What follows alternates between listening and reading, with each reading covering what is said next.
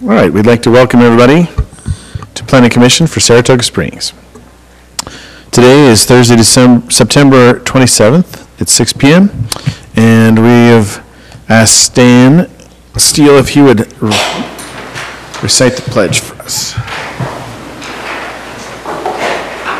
Pledge allegiance to the flag of the United States of America and to the republic for which it stands, one nation, under God, indivisible, with liberty and justice for all.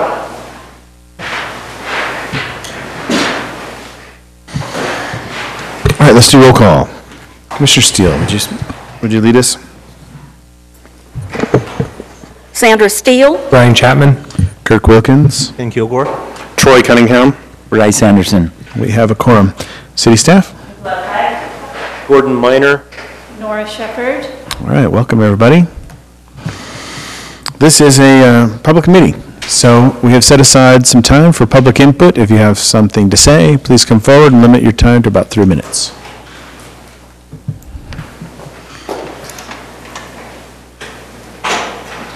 Nothing? Okay.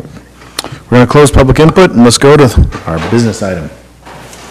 This is item number 4. It is North Shore Preliminary Plat Phase 1, located approximately Saratoga Road. D.R. Horton is our applicant, and we'll turn the time over to Nora Shepard for our presentation. I could just plug it in here and do it in the file. Better. Okay. Good evening. I'm going to sit here because we don't really have public, if that's okay with you. So tonight we are considering the North Shore Preliminary Plat. This is the first preliminary plat of many that we will probably see. If you'll recall, this is the phasing. Is this the beginning? This is the phasing plan that was shown in the neighborhood plan that was approved by City Council and recommended by you. This purple right here is the area that is covered by Phase 1. And it's all townhomes. This is a future multifamily parcel that they plan to sell off to a developer. It's not, wait a minute, this is a church site. It's the church site. Church site, yes. This is actually what the preliminary plat looks like. I know you can't read this on your screen. You had a copy in your packet. You probably couldn't read it there either, but for the record, this is what the preliminary plat looks like. So as you know, we've been talking about this project for quite a while. We created the mixed residential zone. We annexed land owned by the McLaughlin and Nolans, and this property was the property included in this preliminary plat was part of that recently annexed property. It's been annexed into Saratoga Springs and zoned mixed residential. And then there was approval of the North Shore Neighborhood Plan by City Council with a positive recommendation by you folks. So the total acreage on this parcel is 25.8 acres. What's being proposed is 254 units and 1 future church site. All the residential units are townhomes in various configurations. They have different sizes, different widths of townhomes, so they'll be, and there will be mixes, so not one, like one whole street won't be all one townhome type. There will be variations to create some interest on the streets. So there is open space, which is proposed as a part of this phase. One of the things about the North Shore Neighborhood Plan that was so outstanding was their open space amenities that were being proposed. So there's 5.63 acres of open space, which is over the 20% that's required. This is not subject to the open space definitions in 1926, which is the planned community zone. So the definitions are a little bit different. I got confused when I was in the middle of the analysis, so just a heads up on that, but they do have to comply with 1919. So there are really 3 parcels of open space. There's a big one here, a big one here, and then, Down. where's the lawn area? It's the down, it's down between those two buildings right there where your Oh, right arrow is. here. And then there's a space right here, which also. Those parcels, the acreages are listed here. Parcel J, we looked at before through to the neighborhood plan, is the South Bay open space area. It has a hammocking berm, amphitheater, tot lot play area with posts and boulders, pavilion, and open play areas. Parcel K is the sails, which we talked about, has a terra park, sail coverings, boardwalk, hammocking berm, benches, barbecue, open play areas, and pavilions. And then there's a turf area with trees, which is parcel R. And then there are a number of corridors that lead to those open spaces. And the corridors that lead to the open spaces are wider than what is required as just a setback. And then there are some enhanced, those areas that are enhanced, that are wider and enhanced, do count as open space. Normal curb strips do not. Normal setbacks do not. So the phasing with this preliminary plat, the first phase is to propose to start over here. The second phase is down here. Then the third phase, which is the majority of it, contains the two parks. And then phase 4 is a separate parcel that we're creating the parcel, but then that will ultimately be sold off. So in your staff report, I gave you some basic information, then I identified some issues that we need to discuss. The first one is the 145 North alignment, or the future Pony Express alignment. Second is the intersection of Narrows Lane and Saratoga Road, where our regional trail crosses the road in that location. And then the third is guest parking, the guest parking that's adjacent to the local roads. So the issue on the alignment is there's an alignment that comes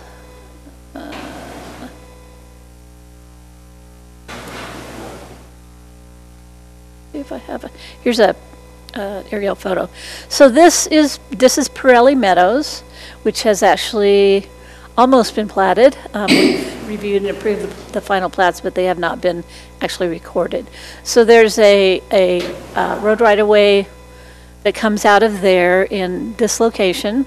And then in North Shore Plan, it's showing the 180-foot right-of-way at a different location.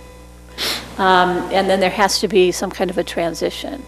And so the city engineer raised this as an issue and wanted some additional information in order to convince him that it was feasible before we move forward. He's not asking for details, specific details at this point, but this road is not in this phase, but could potentially impact this phase if there had to be some changes to the lotting plan. So that's why his concern, Gordon's concern, is that we want to make sure that it will work in the future. Okay.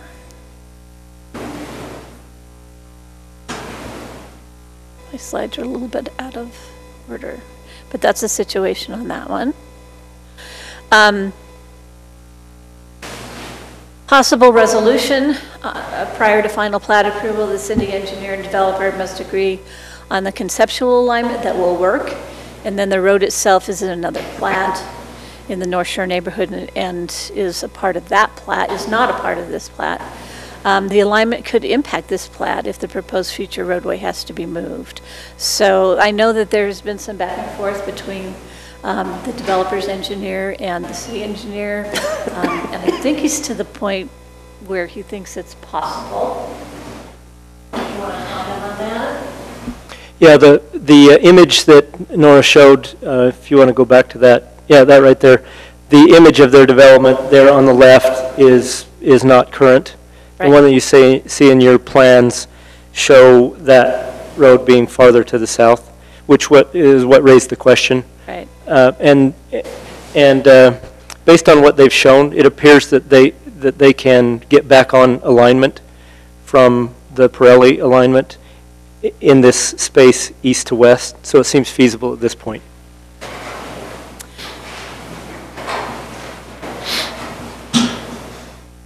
Okay, the second concern is, so this is Saratoga Road. Let me go back to the plat.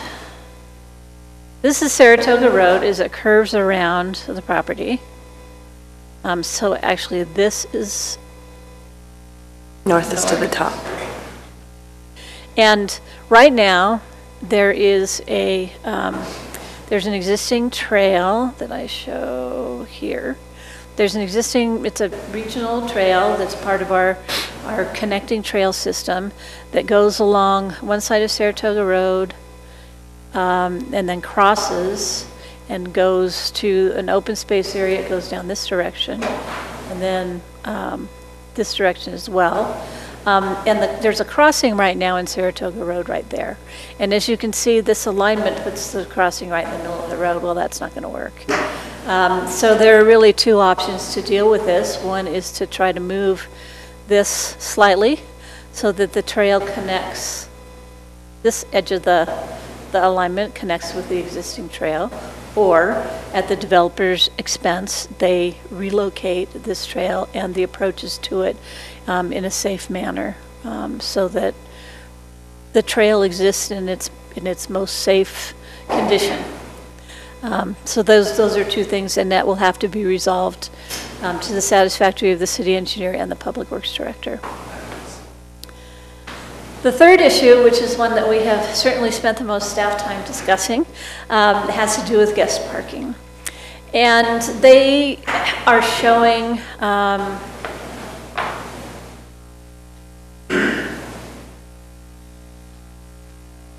on the plat, these roads are considered public roads. These little, the access ways here to the townhomes are private roads. They're considered courts or, and are considered private roads, all these ones. And here's another good example. These are the public roads, Pilot, Seaside. This is Narrows Drive. So where they are on public roads, what they are showing in the preliminary plat that we received was that there would be little indentations requiring a right-of-way shift as well in order to allow the guest parking spaces or parking spaces adjacent to their open space. And our current city street standard, our local road standard, does not allow off-site required off-street parking to be within the city right-of-way. So it doesn't meet the definition of off-street parking. And it also creates some maintenance and liability issues for the city that we don't want to accept. So it's primarily with these areas. There's an area here. There are some areas, like, for example, these, which are off a private court, absolutely fine. They can do that all they want because it's private property in these two. So,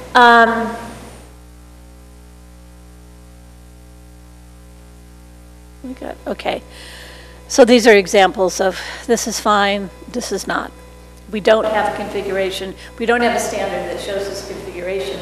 Although we're seeing this in practical application, we're seeing this more and more. And most of our townhome projects have some kind of common parking and that looks something like this. And we need, I think as a city, we probably need to address it in some modifications of our standards so that people know how to address these issues to our satisfaction, to the satisfaction of the city and to the developers. But right now we don't have one.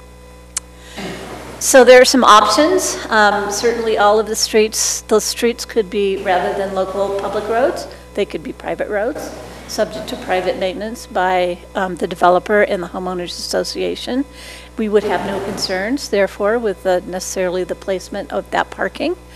Obviously, the developer's not really interested in taking over maintenance responsibility for those roads, so this is not their preferred alternative. A second option might be to move all the guest parking to be off the alleys and eliminating the guest parking that's shown on public streets. Again, that would require them to probably revise the lotting plan and potentially lose some units, and that's not something that they're particularly interested in. But then the local roads would be consistent with the city standard and standard road section design. The third option that we've talked about is to kind of scoot the parking back. If I can go back to this. So scoot this stuff back here so that the right-of-way line continues to be a straight line, and these parking spaces are entirely behind the right-of-way line, which would be right here. And the sidewalk could either go jog and go behind them, or they could continue, it could continue straight and people backing out would just have to be extra mindful. And there have been, both configurations exist out there. So that's something, you know, there are a lot of issues involved, public safety. And a disadvantage of this also is that then it starts to cut into some of their really cool open space areas.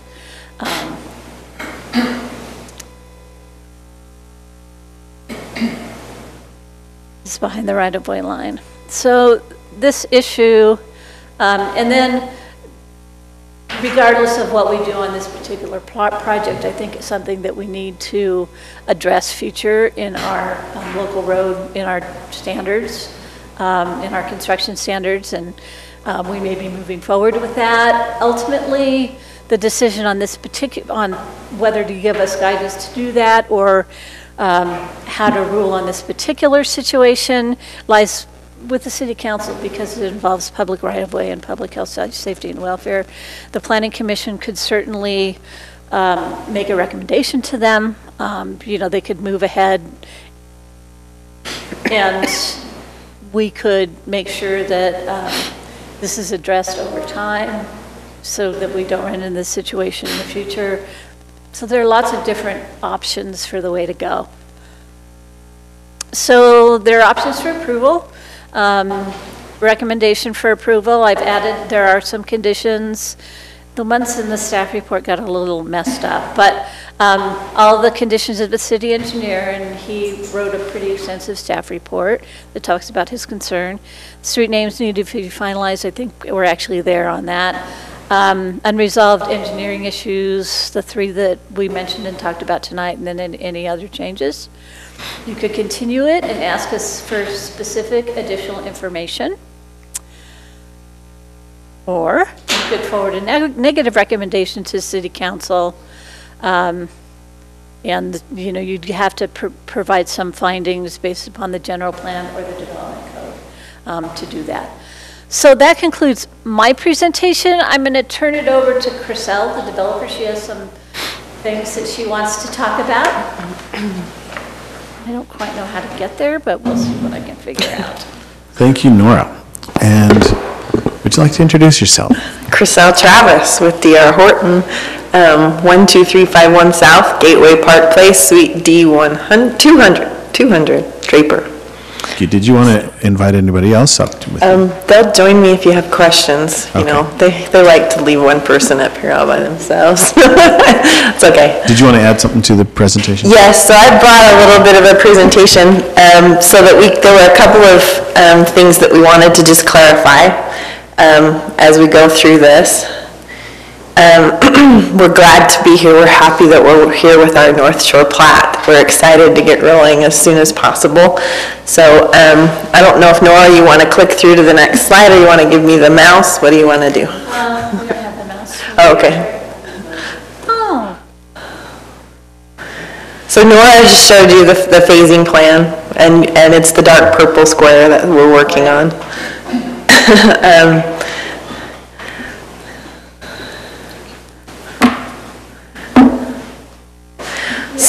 So it does work, yeah. So this is a little bit better view of what the product mix will be and what our plat contains.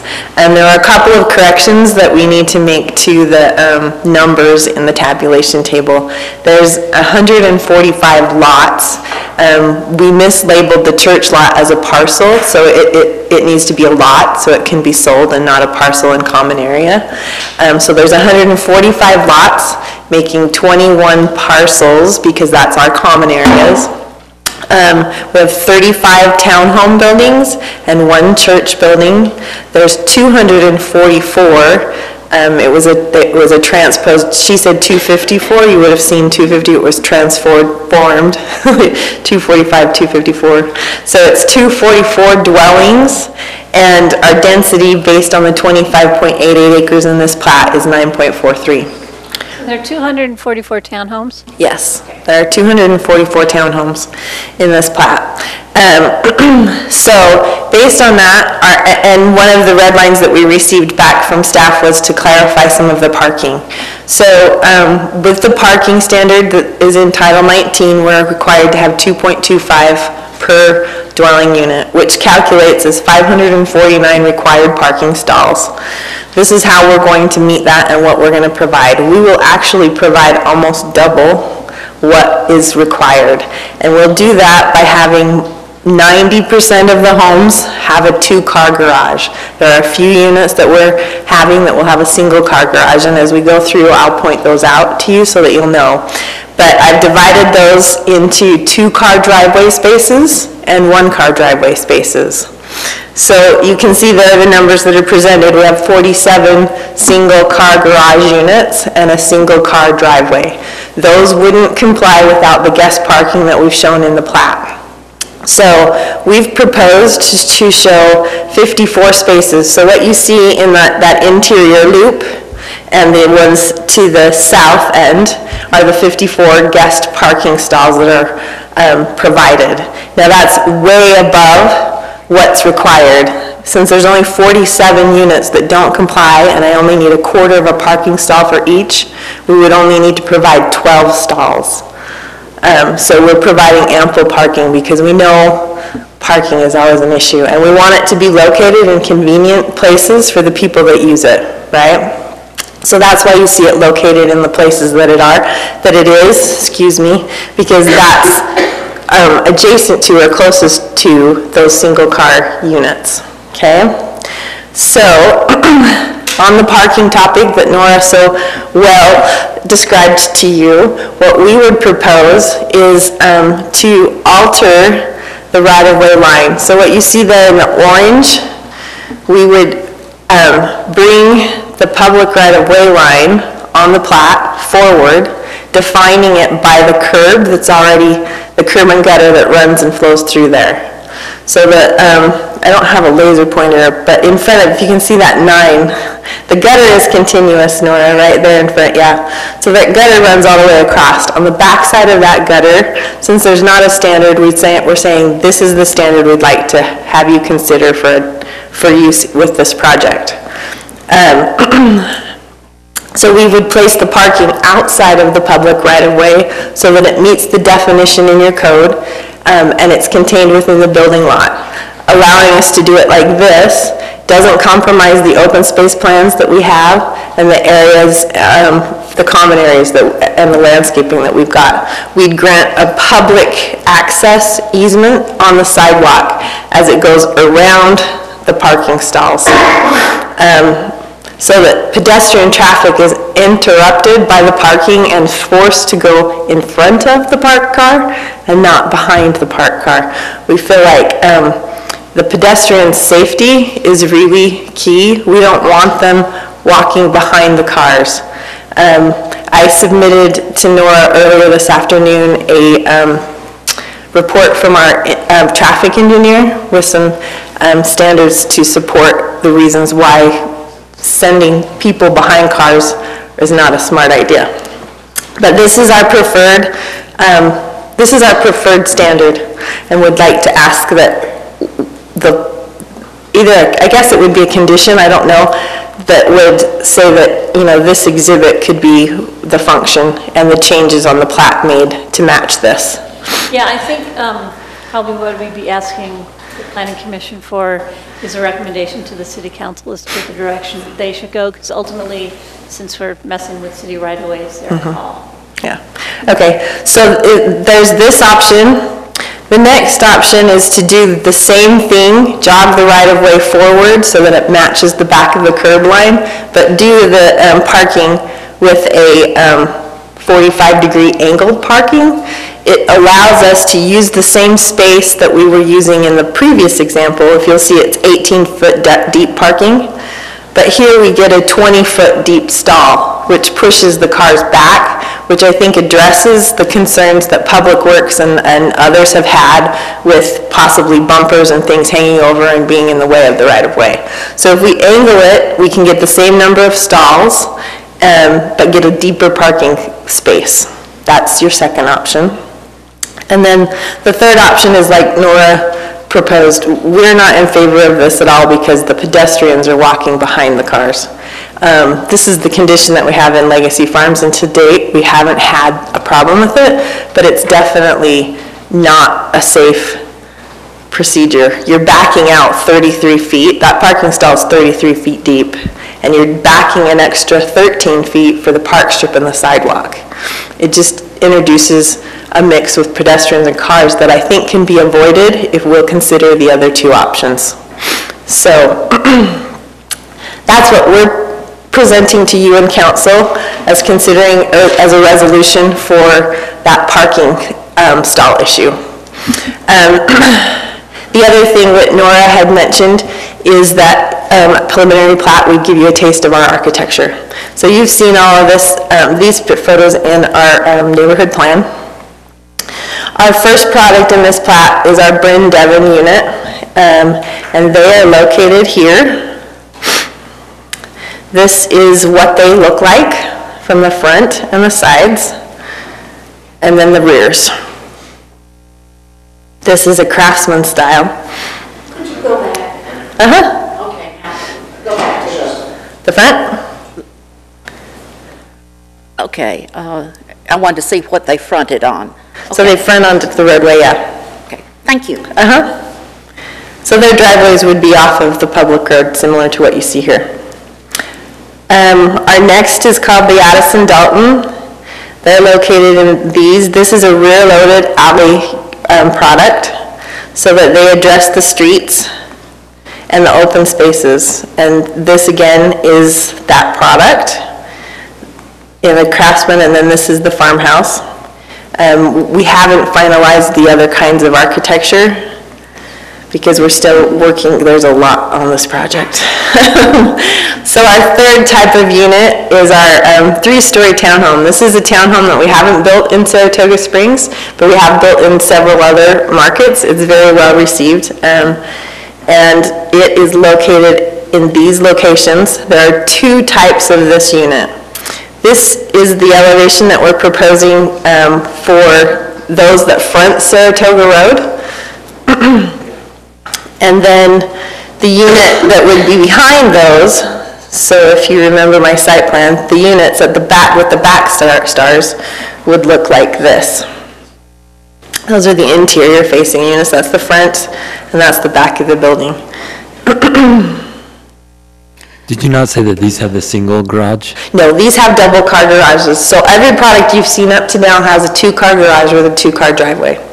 These next two products is where we introduce a single car garage.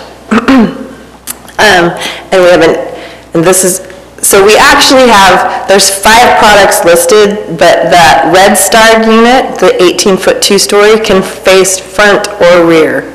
It can be loaded with a front-loaded garage or a rear-loaded garage. When it's in a rear-loaded situation, it can have a 2-car driveway. When it's in a front-loaded configuration, it can only have a single-car garage and a single-car driveway. So that's how we get to the 47 in the mix that we're proposing. And those are located accordingly. The 16-foot, 20-foot, so what that means is there's units that are 16 feet wide and 20 feet wide in one building. So the 20-foot product has a 2-car garage with a 2-car driveway.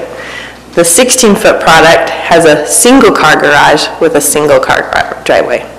So that's the other one that makes the 47 units, and these are the locations. And these are both new products for us, and they're not fully developed. But this is the concept as we move forward with this, with the combination of those. This is a rear-loaded elevation. The front-loaded, you'd have a garage and a front door, and it would be similar to what you saw in that first photo with the Addison Dalton, not the Addison Dalton, but the Bryn Devons, just on a smaller, because it's only 16 feet to 20 feet wide. 18 feet, sorry, 18 feet wide. So 3 stories, and they have basements as well? They will not have basements. Because of the floodplain, everything that you see in this plat is slab on grade or crawl space. So those were the clarifications and the items. I'm thankful for the time. The other thing that, sorry, I'm getting a phone call. My watch is buzzing at me. I apologize. The other thing, I did meet with Gordon, and as you guys are moving forward and passing your conditions, one of the things that I spoke with Gordon about is in his report, he has item number 7, which addresses that 145 north alignment and how we get from our project to the Pirellis. We have submitted something that has satisfied his condition and his curiosity and shown that it will work in our next phases. So I'd ask that the condition number 7 in the engineering report be removed because we've answered that. As far as the Lakeshore Trail, we'll explore with our engineer the safety of moving the location to the east. We pushed it to the west because we had originally shown it in a more easterly location, and in our discussions, we were asked to move it back. We'll work with staff to figure out what works best, and if we can't get an easterly location, we are willing to relocate and work with that trail so that it makes a new transition. We will be continuing that trail with this plat around the corner, so that natural end will not happen anymore. That trail will continue and head east and then turn to the north and loop back through in the next phases. So changing that location would be a natural thing to do if that intersection happened to interrupt that old location. But thank you again. And if we've got any questions, we're here to answer. Thank you very much. Okay, so this is an administrative decision, and it's not required that it goes to the public, so we're going to discuss it amongst the Planning Commission. But before I turn it over to the Planning Commission, I had a couple questions. Nora, you had mentioned in your presentation that you had seen, let's see, you had seen this kind of product in other, that you've seen the parking in other practical ways. Yeah. Where have you seen that? Plus, Chriselle sent some photos, which I actually can open. I was going to say, they're in my presentation if you want to unhide the slides. I wasn't sure if you were going to do it, or if you had. I was just wondering if you'd seen it in other cities? Yeah, there's certain, Chriselle took Lehigh. Yeah, so there are a couple of locations in Lehigh, one in Traverse Mountain and one in Thanksgiving Point. There's also a location in Pleasant Grove, and there's one that we found that is in Willow Creek Drive here in Saratoga Springs. And they're on public roads? They are. Yeah, and that was my question. Some of them are and some of them aren't. But as far as the pedestrian traffic, it doesn't matter whether it's a public road or a private road. What we're trying to do is protect the pedestrian, and that's why we're keeping the parking forward. And by altering the right-of-way line like we've suggested, that would help with the liability issues. We would maintain anything behind the right-of-way line. And like I showed in that second, they should be, they're on 4 or 5, there we go.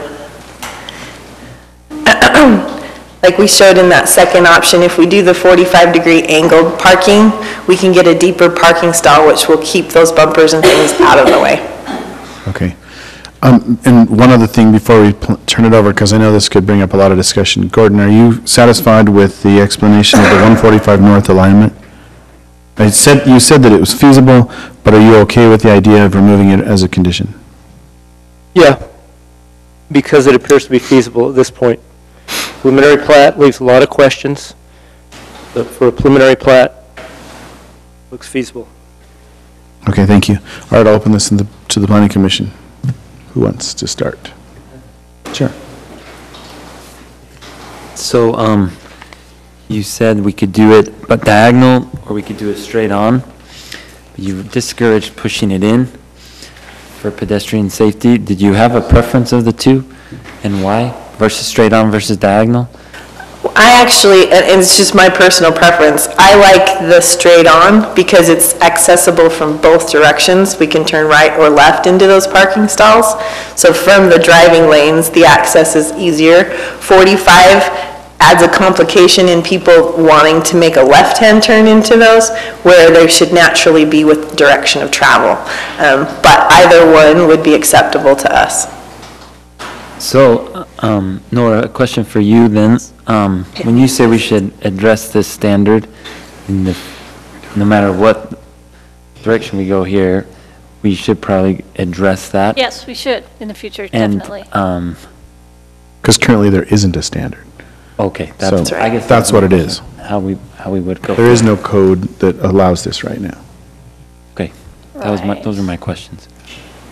And as you can see from this drawing, these roads here are public roads, but they don't get an awful lot of traffic. Basically, it's just the local traffic.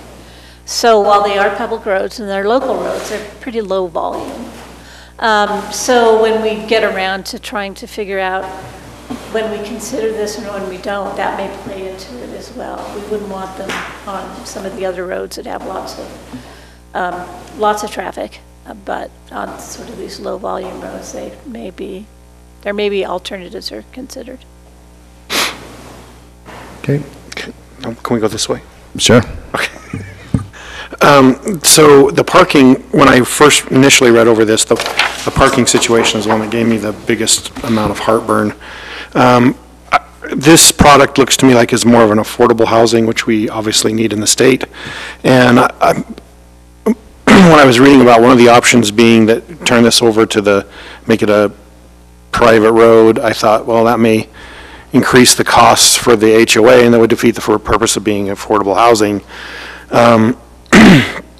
I am kind of concerned. I share some of the city's concerns about the liability. I'm more open to maybe doing the 45-degree angle, just kind of a personal preference of mine. Because I'm thinking the parking stalls would be deeper than the 18 feet. I remember when I was a kid, friends of mine, we had a 21-foot long Chrysler New Yorker, but I don't think they make them that long anymore. 2 feet up. But I would prefer the deeper myself. And I like the idea of having the pedestrians walk in front of the cars instead of in the back. I don't really like that idea. There were 54, right, you said? There are 54 as shown on the plat, yeah. There's only 12 that are required. My only other question on that is, if you do the 45-degree, will you lose parking, or would you still have the same amount? We may lose a couple of spaces. We have to analyze the locations in front of the buildings. There's a couple of spots where we're putting them in front of a building, and they may interrupt a driveway that's adjacent to those. The other thing that we just thought of is if the 90-degree is an okay option, we're willing to push that to a 20-foot depth parking stall rather than an 18-foot parking stall. And then that way we get an added depth in both alternatives. So that's a consideration as well. That's all I have, thanks.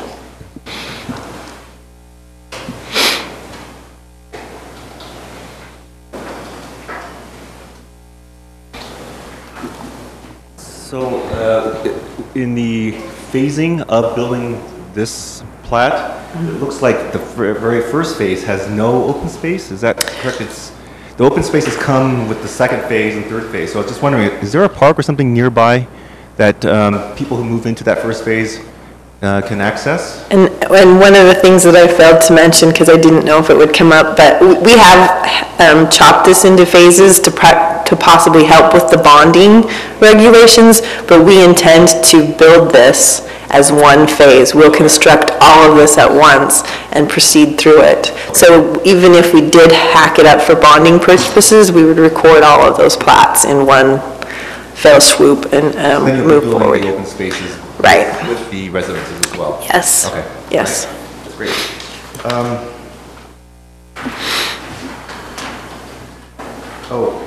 So let's see, I think it's page 52. I'm not sure if it's, That's the staff report.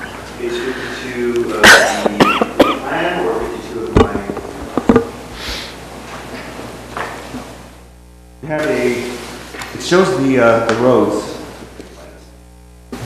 Oh, it's page 52 of your plan, of the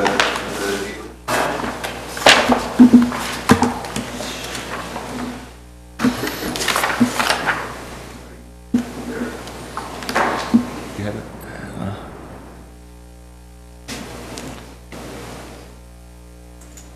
It's the transportation plan, Nora? Yeah. Yeah.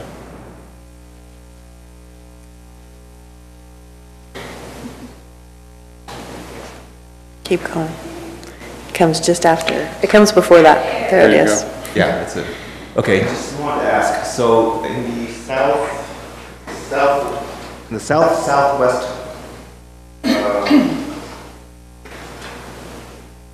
corner, you know, the little blue, the dark blue, T? see, in the south, to the, yeah, so then. Left is north, right is south. Oh, okay, then forget my cardinal directions. Okay, then to the bottom of the picture, to the left. There's this little dark blue, right there. Yeah, right there. I was wondering, can fire trucks get in there and then back and get out again? Yes, they've been engineered. There's 150-foot length is the maximum before you have to provide a turnaround. Okay. So those two hammerheads would serve as those backing radiuses for them to be able to turn those in. All right. Yeah, I wasn't sure if it was 150 feet there. Yeah. And the alleyways are all 26 and 30 feet in width, so they all meet. Yeah, I thought for a turnaround you had it 53, but, so 26 is just the width required, okay. Yeah, because I knew about the 53 turnaround and the 150 length, but I wasn't sure how long that was, so. Yeah. Okay, that sounds good. Yeah. Then, is the applicant, will the applicant accept all findings and conditions in the planning staff packet and submit the engineer's report with the exception of what you requested? Mm-hmm. Okay. I always do that for administrative. Number, your report. Sure. Number, yes, it was in the engineer report, number 6. It talks about the overland runoff route capacity for a 100-year event. Mm-hmm. And it said that the packet didn't show that, and wondering if will there be any problem in showing that as we move forward? The objective is to, it will roller coaster the roads, but there'll be an overall 1% that'll flow out to the lake or Pony Express and then to the river. Okay, and that meets the 100-year. That'll meet the over 100-year runoff, yes. Okay. Would you be so kind to introduce yourself, your name and address for the record? I'm Brant Seavey with LEI. Thank you. Okay. I have a question.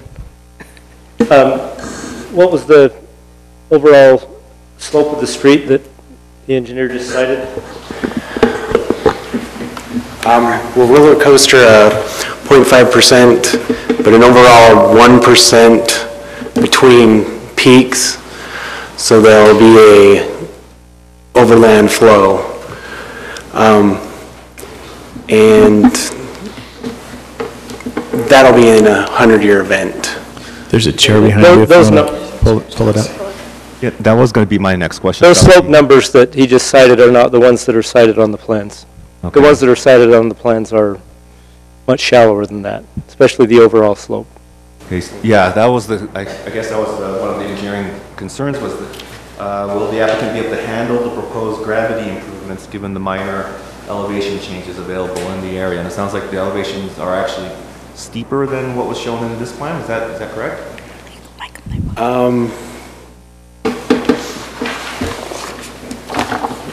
Sorry, let me.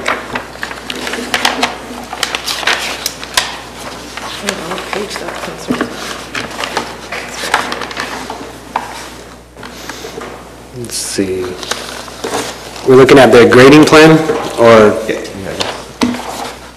Yeah, there was a note that cited Okay. an overall slope, and it was like 0.002% or 0.00 shallow. 0.002%. It's flat. I might be remembering the digit wrong, but it was very flat.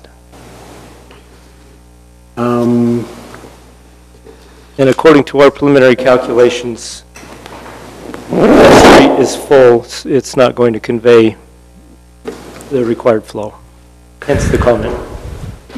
Okay. So we just, sorry. We just received these official comments on Monday, so we're still working through them, but I have confidence that we can get something that will work. Yep. What that will And translate comply into with. is additional fill. The only way that's going to work Right. is raising the site to get more slope. Yeah, and you're already raising the sites, aren't you, for that area? Right, So- and when if you remember when we approved the master plans and neighborhood plans, there was a concern about the storm drain, so we're elevating anyway, so we're adding a lot of dirt. Well, I guess my comment was, I was just wondering if there's any issue in showing it, but I guess that's what you're going to be doing Right. as we progress. as we Right, progress. and all of those would be addressed before we get final plat. Yeah, so that was my comment. We're at preliminary.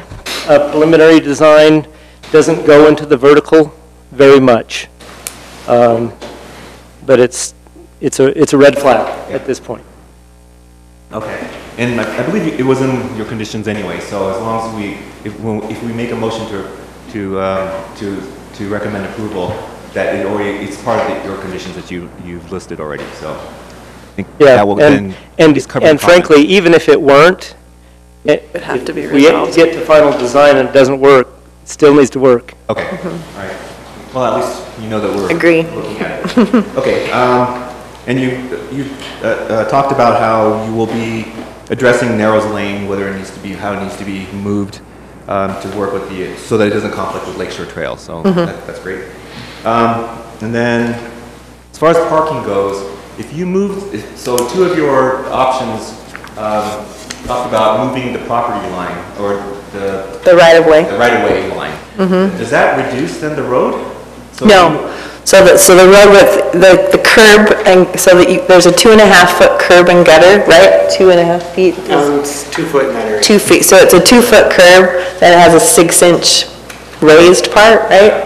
The pan of that flow would still continue through that parking stall, but it wouldn't have a back, it'll turn into a valley gutter where it's just a V groove.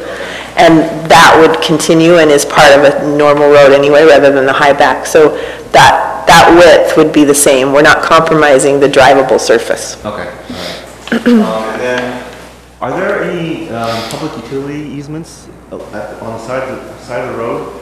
Is that one of the concerns about maintenance and liabilities that Nora brought up about having the parking into the right of way? I believe so. I haven't seen a report from Jeremy, but the public utility easements would, well, it's not a public utility easement, it's city right-of-way.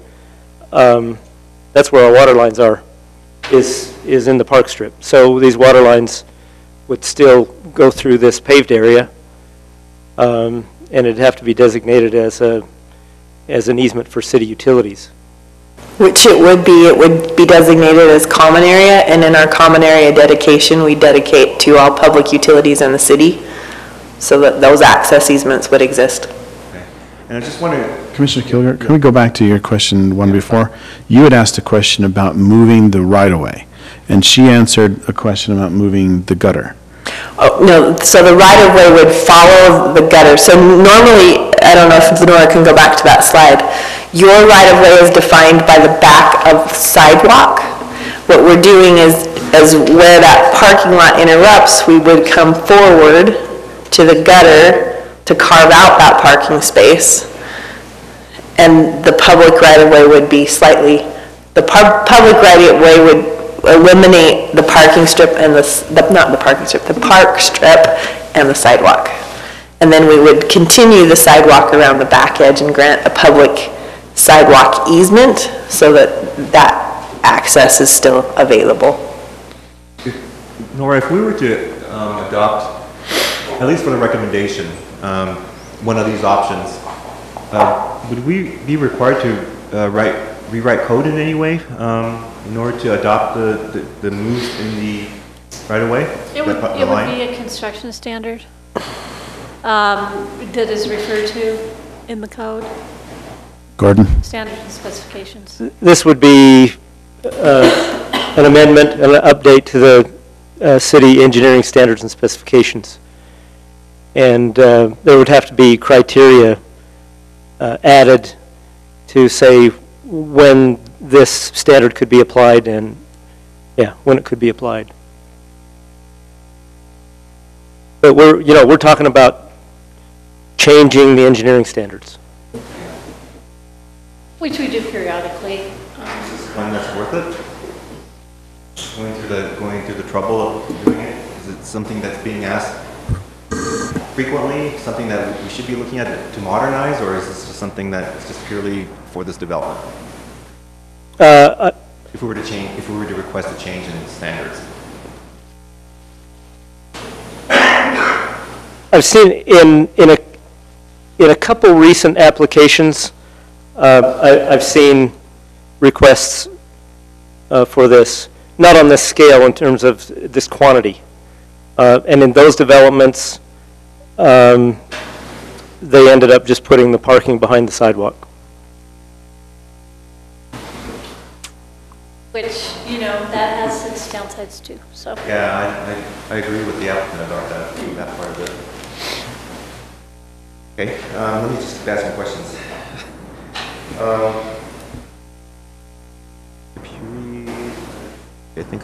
I think those are all my questions, and we may have to just have another discussion. Thank you. Commissioner Steele? Well, I have some questions for staff. Am I correct in saying that this is the last time we will see this particular plat? Yes. Okay. When an application is made for building permits for the units in this plat, will you, as planning staff, review the site plans, floor plans, and elevations? We want to avoid that, but it may be inevitable. Well, that's what I thought this whole neighborhood plan was. Yes, me too. And it looks like there's some wording in the neighborhood plan that would say that you needed to. Well, I mean, it's not a requirement, but we definitely want to make sure that there's adequate, variation, and that the elevations are consistent with the neighborhood plan. Now, the building department can do some of that during the plan check review process, but there may be some things that we need to look at. Okay. Everybody can turn over their definitions and everything that I've provided.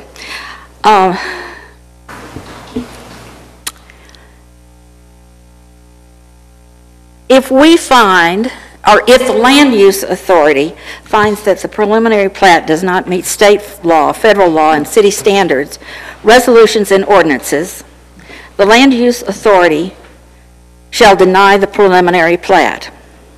We are not the land use authority, but we recommend to the land use authority. since at this time, this project clearly does not meet our city standards, I'm wondering how we can approve. And let me read to myself what I've got written here. Okay. On the neighborhood plan code, which is everybody has, it says that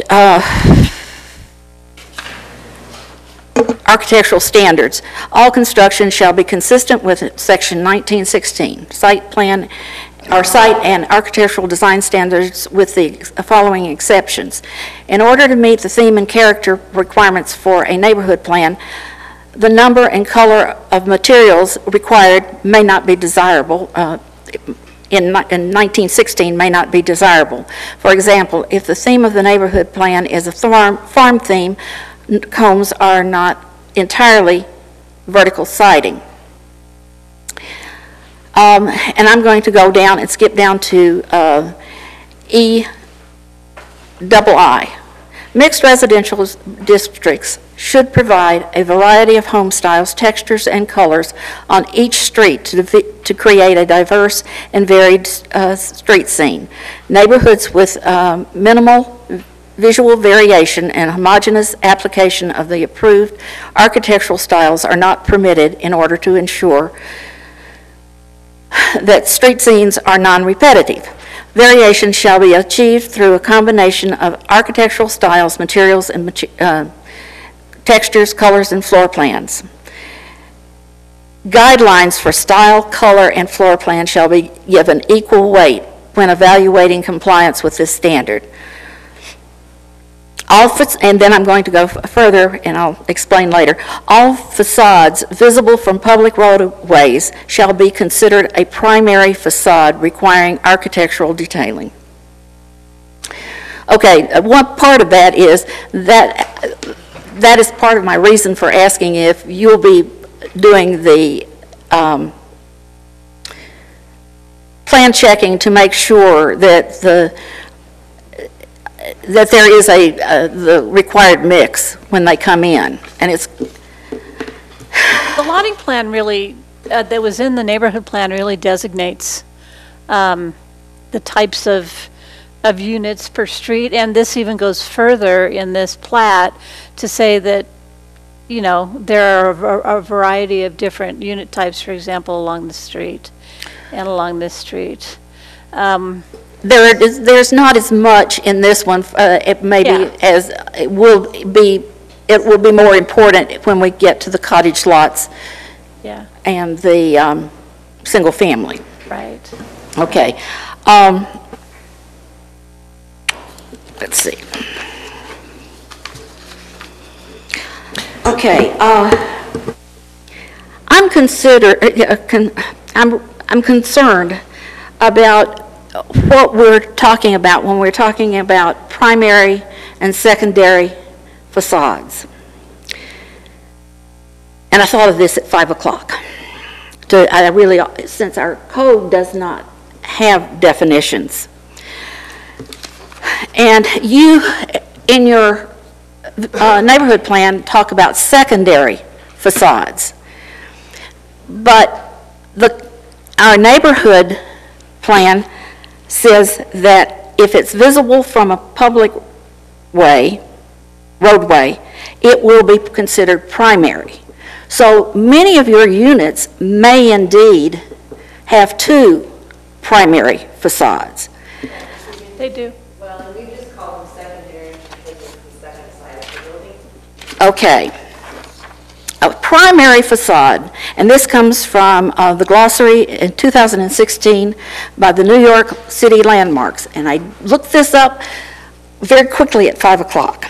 And it says it's a facade facing a street or public thoroughfare that is not necessarily a municipality dedicated space, such as a mews or court. And then the secondary is a facade that does not face a public thoroughfare or mews or court and that does not possess architectural features.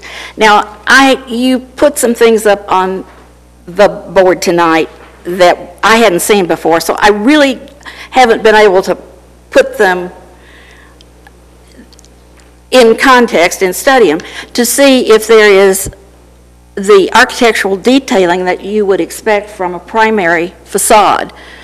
Now, that's the street side.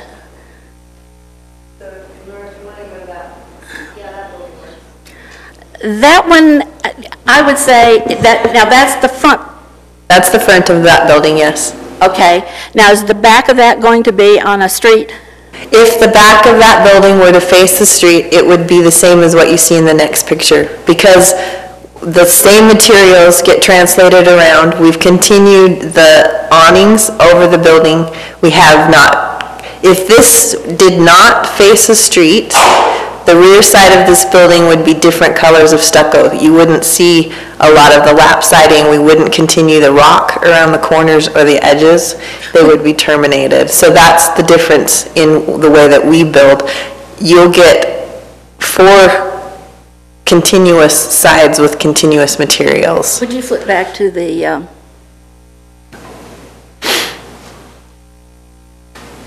So our terminology may be wrong. We may be calling secondary facades something that is not consistent with what others understand to be secondary facades. So what we're calling secondary facades in the neighborhood plan is the second primary facade. And the secondary facades would, in the way those definitions are, would be the ones that you don't really see and you don't really care about. Right. So each one should be primary. And we don't address secondary in our neighborhood section of the code. Certainly rename them if there's confusion. I'm going to ask you to flip back again. This again is because I hadn't had time to look at it. That's okay. So the other good example is where I have a front and a back. So this is the back of a townhome unit, and this is the unit that sits on your corridor of Pony Express. This is what you would see on the back side of my building. This would be the building that we would put there. Okay. And those are the materials that we would use in a craftsman style. Now they change if I used farmhouse, but the same materials would be used on all 4 sides of the building. I'm more concerned not with the materials, but with some fenestration. And as I'm looking at it, I think I see it, but then this again, I wish I'd had submitted with our packet. Okay, that has it. So I think that one's okay. The other one was the one that bothered me that we first looked at. That one? Okay, now look at let's look at the front again. I'm trying to. Okay, you have not. To me, it's hard to see on that angle, but it does jut in and out. Those darker spaces move forward by about 2 feet, and then they move back. The lighter spaces move back, and the door is recessed. But that's your front. That's the front of the building, yes. But these won't face a public street. These will face. These the back will not? The back will not. The back will have another. So if I go to my site plan. Okay, then that's. So those are the interior red stars that you see. So the backs would be on an alley. Okay. All right. Then I'm okay with that.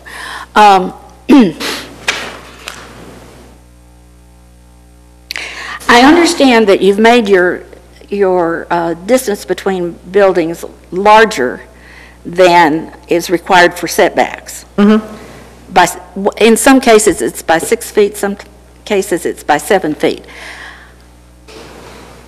I'm trying to reconcile that you can count all 16 feet, all 17 feet as open space, because it's not supposed to, it says an open space, landscaped and improved area that is unoccupied and unobstructed by residential or commercial buildings, setbacks between buildings, parking areas, and other hard surfaces that have no recreational value.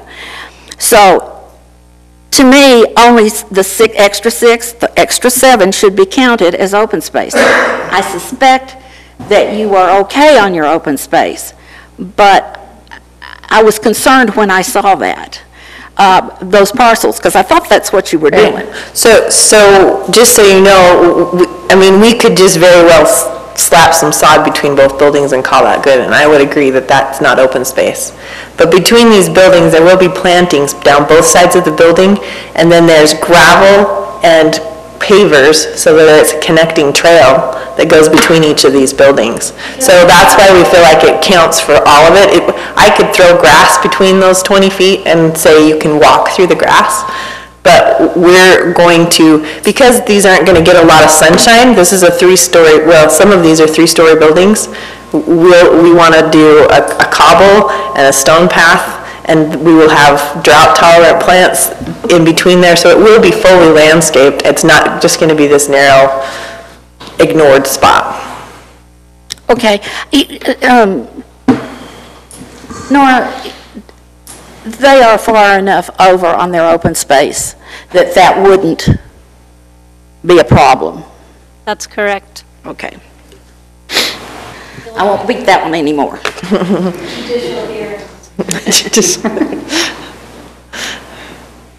When you have, I was going to ask where your extra spaces were for your work-live. Oh, so this is the same page. They're the front stars that face Saratoga Road. That's the ones with the live-work areas. And so you have them at the end? Right. Okay. I hate to bring this up, but are any of these extra spaces going to be accessible, disabled accessible? They can be. We have the space to make them accessible. Right now, they haven't drawn them onto the plat, but if that's a concern, we can add an accessible stall. I think, particularly on the live-work area, I believe you So in those parking spaces right there that you see that are off-street, we could definitely add a wider stall, an accessible stall into those areas. Okay. I think that if you're going to call it live-work, and you need to provide a path into wherever they're going. There would be a sidewalk that goes to the front of those buildings, because the front doors are facing to the bottom of the page. Okay. All right. Oh, what are you calling, or would you define limited common area? Limited common area in my definition is space that doesn't count as my open space. It's assigned specifically for the use of a unit. It's normally in the front, so it functions as a patio or a rear yard. That would be on, or it can be in the back. So they all have some have limited common area spaces, and some don't. So what you see right there in the patio is a limited common area space assigned on the plat. If you go to these units, they don't have it. Well, they're limited common space. You can see the patios just barely on the front, those concrete pads. That's a limited common area space. Okay. When you, and I imagine you will address this in your homeowners association guidelines, whatever. When you say limited common space, does that mean it's limited to that owner that's adjacent to it? Right. Okay, I hope that's spelled out, because we've run across this before. Right. No, we have a definition section in the beginning of our CC&Rs that clearly defines what common area, limited common area. We even go to the extent of defining your responsibility for those areas. Very good.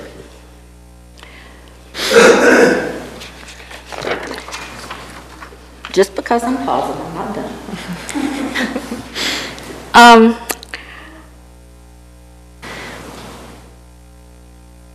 Engineering report, and I'm going to have to get my computer back where it should be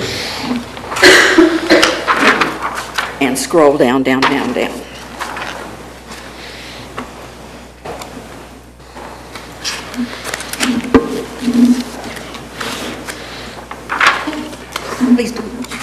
she finds that, I'm just going to ask my quick question, or it's more of an observation about the parking.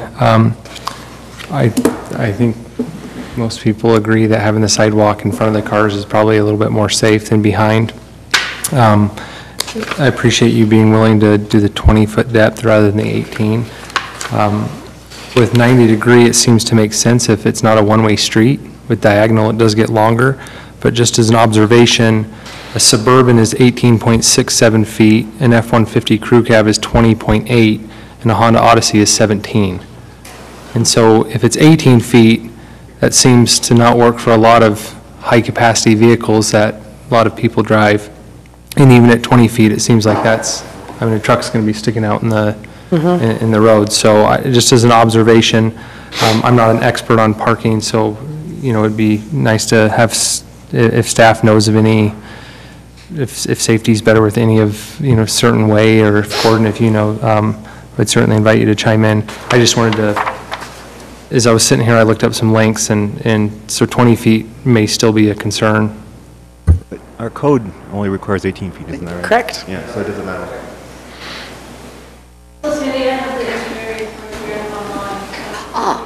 Okay, well, my hours aren't that good. But I'm still getting there. It's, So could I add something while she's sitting there? Just notice by way of procedure, if the city council directs me to pursue a revision to the engineering standard, that will come back to the planning commission. So What will come back? The direction or the whole, the neighborhood plan? the engineering standard. Oh, standard, yeah. In order, Code amendment. the engineering standards are part of the land use authority. They have to come through the planning commission. So this isn't a simple process of, No. okay, we recommend one of these that they've shown us, and go to the city council, they approve it. No, what will come, if some sort of favorable response comes from the planning commission and city council, that will result in a recommendation to the engineering department to produce a standard that comes back to the planning commission and back to the city council. Right. In order for us to make sure that 19.06 complies, there is no standard right now. So even though you're saying that the code says it's okay with an 18-foot, it doesn't. We don't have any standard that has an 18-foot within a public right-of-way. We don't. So that would still come back to us, and we would be able to chime in on that. No, I think it does, right? I mean, we have, our parking space requirement is 18 feet, and it has to be out of the Off-street. Off-street. And so we do have standards. It's just that we don't have this kind where it partially goes into the street. This is on-street parking. We don't have a standard for this. Gordon has told us we don't have a standard right now. So there is nothing Right. that says that you can have a parking right off of a public right-of-way. Right, so, There's also nothing that says you can't. right. Right. So we So- have, So I would disagree with that. I would disagree with that. Yeah. The engineering typical section doesn't accommodate this configuration. It doesn't. this is not on-street parking, this is off-street parking. But the city council can make an exception to that if they so choose. Or they may say, before we approve this, we want to go back and have a standard. I don't know what those. On Foothill Boulevard, in front of Sunrise Meadows, you have diagonal parking right off of Foothill. But there is a huge space between where the parking is and where the main lane is. And so, I mean, I don't know if it's apples to apples, but it seems like it has been done in the city before. But you're looking at 10 or 12 feet from the edge of that lane to where the actual road is. There's a massive width. There is, yeah. And this is really, this road, as I mentioned, is pretty limited in terms of its future traffic volumes. It's not like a main thoroughfare or like a thoroughfare that we have along the parks, I mean, Saratoga Springs has diagonal parking along in front of some of the parks. And actually, we're starting to get rid of those because we don't like them. But they have been used in practice. So And so, you know, instances in the past, who knows under what circumstances those came about, and so I wouldn't view them as a precedent. With those examples, if they were being considered under today's code, would they pass muster? I mean, No. okay. But the city council could direct the Public Works Department to do it. Right. I mean, they're the ones that are you know, they're the ones that control the public rights of way. No, I completely understand, but Yeah. as an administrative action for the planning commission, if we approve, then we're doing it in violation of current code, or we recommend that the city council does, you know, whatever. Right. But in that case, if they grant an exception, then we're running into all those issues that you talked about before about maintenance and liability and all that other stuff, unless we change the standard. Right, I understand that. Okay, let's finish up with these comments, and then we can get into the discussion about the parking and what we want to suggest. Well, I'm going to ask a question about it right now.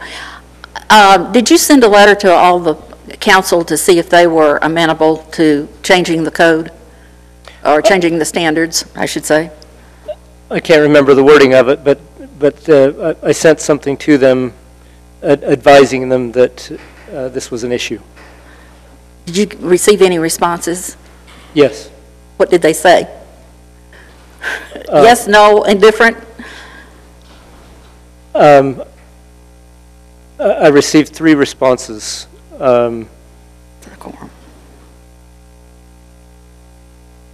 I don't know if, I don't know how appropriate it is to.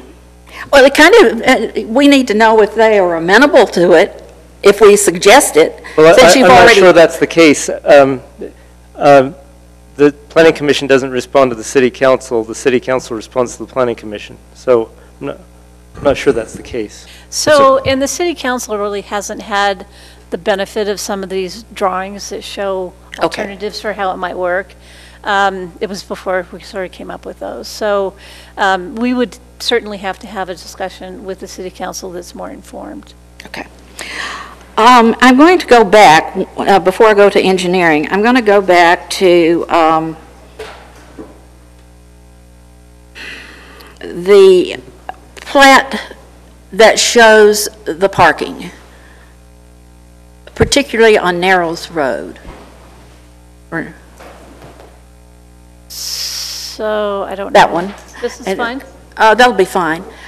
Okay, you have parking This is Narrows Road. right there. So is that going to be in the front?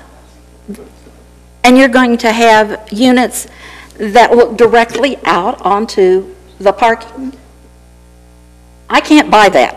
I'm sorry. That's just, it'll be your problem in selling it, but they don't get the same green area to look at. This is a dense area. And so any little bit of green is going to be, they're going to want to be able to see.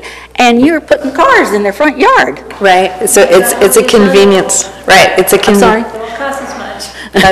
I was just going to say the same thing. It's part of what we pointed out as affordable housing and an affordable unit being provided. You make your choices, and it's also conveniently located so that you're not walking clear over to an offset. I understand street that, parking but, okay, I'll ask this in another way then. What is the front yard setback for these? 20 feet. 20 feet. 20 feet. Is there 20 feet between the parking and the building? Well, the parking stall is 18 feet deep, so there's 2 feet between the back of the parking and the building. So it's just like a driveway on the front side of your house. Yeah, but Because your then it driveway really comes right doesn't up. meet the front yard setback, does it, Nora? From the right-of-way. From the right-of-way, Yes, it does. it would. It's private. I mean, it's not, it wouldn't be a desirable design if I were going to buy a place, that's for sure. And if you're uncomfortable with that, and there are standards that you can point to, that's.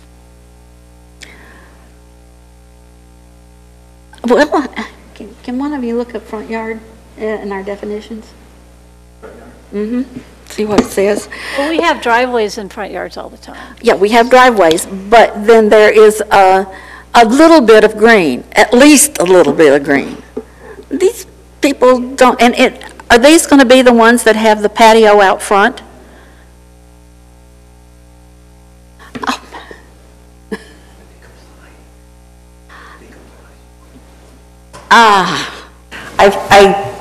As my engineer just pointed out, that there will be more than 2 feet back there, because if you do it the way that we've proposed it, we're gaining the 13 feet of the park strip and the sidewalk, so it won't be directly onto the building. There will be green space. There will be some green space. Yes. Okay. I still will express concern. Right. That can be noted. Oh, and now I've messed up what you had for me.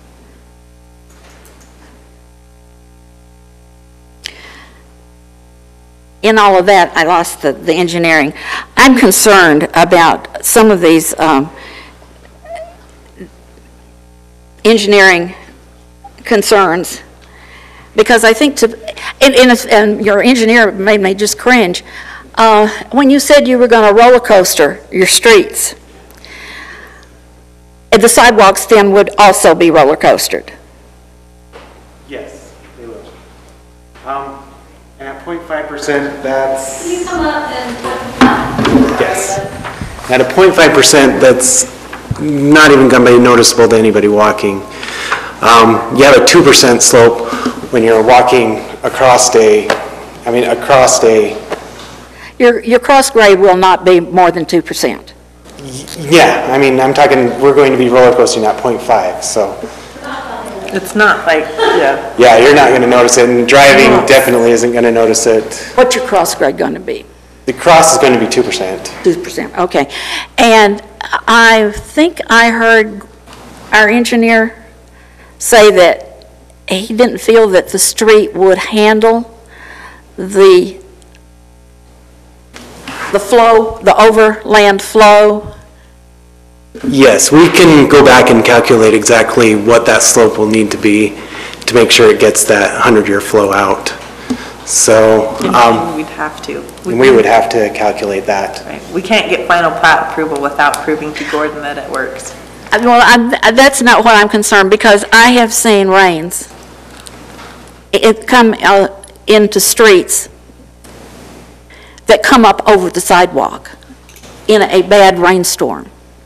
Yeah, so that's the calculation we'd be looking at, is the capacity of the street. From back of walk to back of walk, you have to show the capacity of that street based on slope, that it would convey the required flow.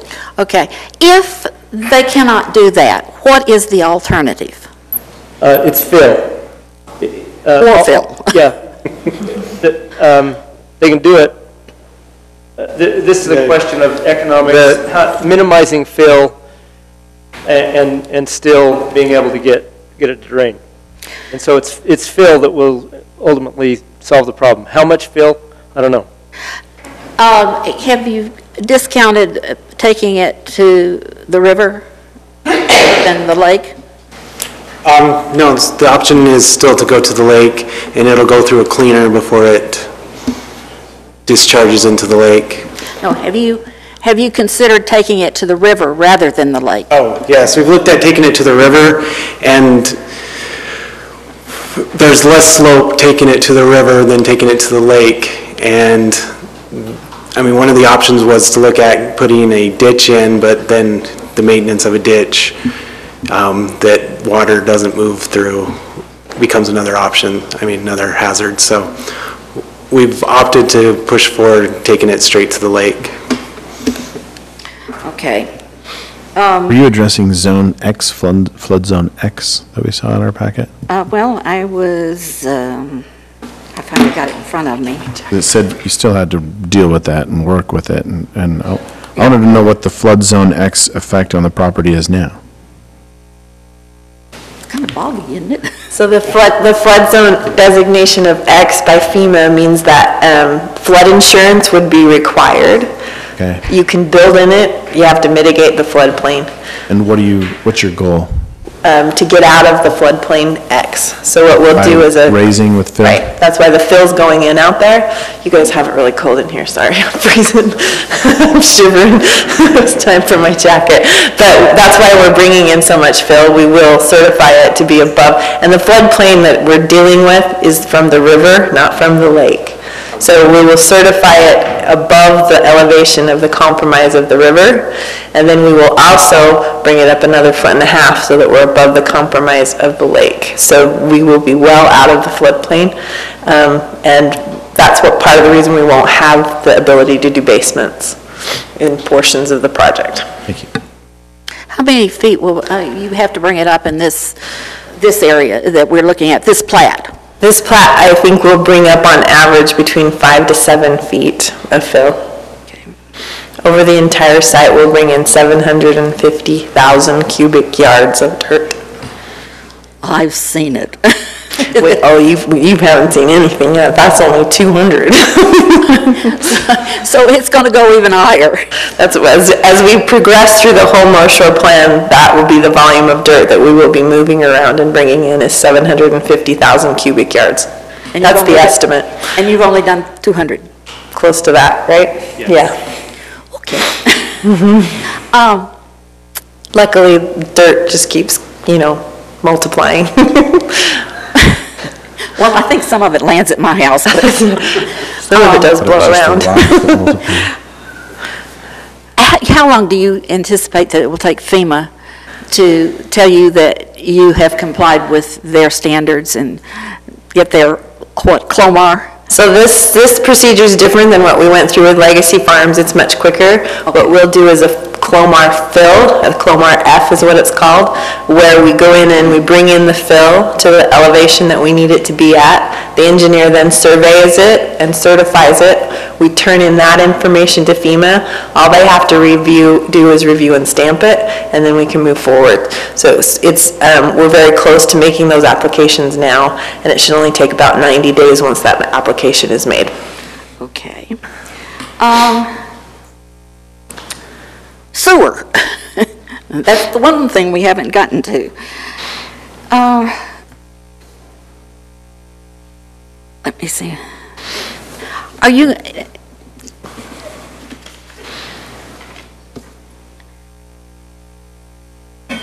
There is mention of a pump station that might be necessary. We've put that caveat in both the sewer and storm drain. We need to remember this is a preliminary design. So preliminary designs don't demand a lot of vertical information. So it's mentioned in the staff report just as an advisory that in the case that it can't get it to drain, both from a storm drainage standpoint and a sewer standpoint, then we're looking at pumps. But I'm not saying, it's not, it's just raised as a question because the design's not that far along yet. Okay. But you have to understand that we're seeing that your conditions, and this is the last time we see this particular plat. So you've brought them up, and yet you're saying they're not, we should not be concerned about them. And that bothers me a little bit. Well, so I'm not necessarily saying that we shouldn't be concerned about it. They're concerns. But under a preliminary level design, preliminary level designs don't require that level of detail. Okay. I'll just make a statement. And now I'm having to rethink what I have said because I originally thought that there's no way I can approve this because it doesn't meet too many of our codes. And I'd have no problem if it were only street names. That's minute. But I'm concerned about, well, the parking places in front of the units is a concern. I'm also, Would you be specific and say whether those parking spaces were the ones in the private roads or the public roads? the one on Narrows, So it's a public road. Public, the okay. public. And it's,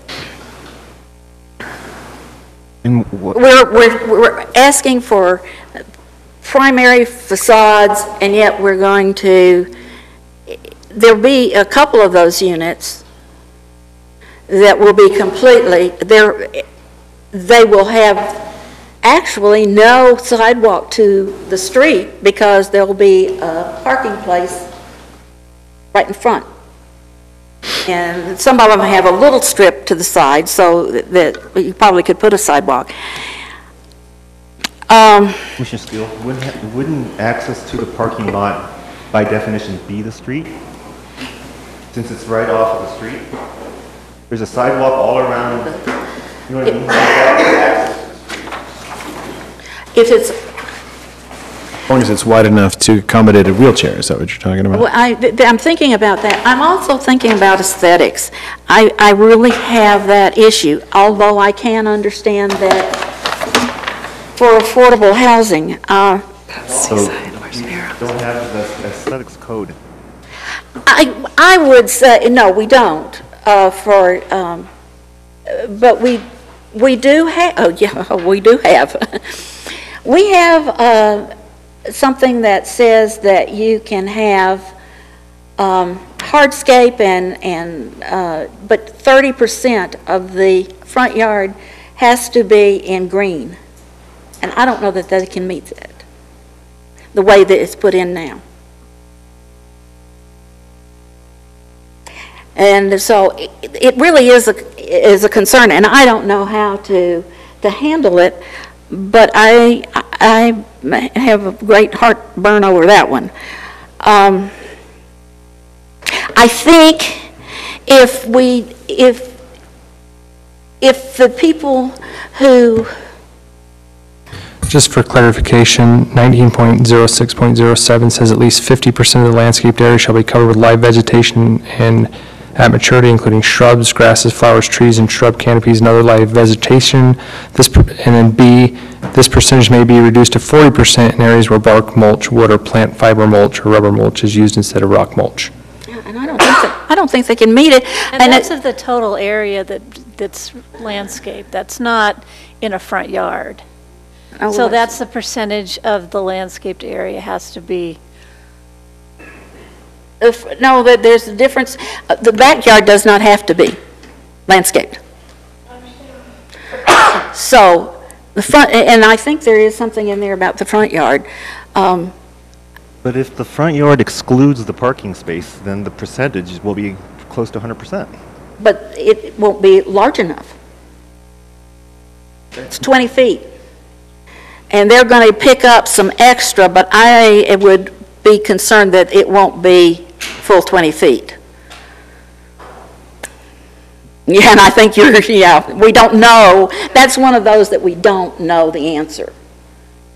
Yeah, but okay, so I would suggest that we make that, if it's a major concern, a condition, as opposed to being a reason for approving the entire plan. But, okay, if that is not feasible, then where do those parking places go? Do they lose a The unit? applicant is already over on parking. If that's the concern, we can eliminate those parking stalls. They're not needed. We comply without them. Okay, if you're over, We're merely providing them as a convenience to the people that live there. and really, you should have that, or you're going to have people parking on the street. Right. And you're using city standard streets, so that might not be a problem. Yeah. I really have that, I have a problem with those areas that are right in front of units.